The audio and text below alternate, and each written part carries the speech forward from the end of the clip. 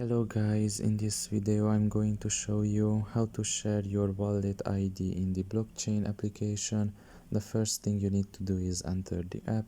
Once you are done with that and you are in the home page, you should look at the top of your left corner and there you will see your profile. Press on it. And here in this page you can just see the first option in the settings category, which is account. Press on it. And here you should just press on the second option, which is wallet ID, and you can see that it was copied to your clipboard.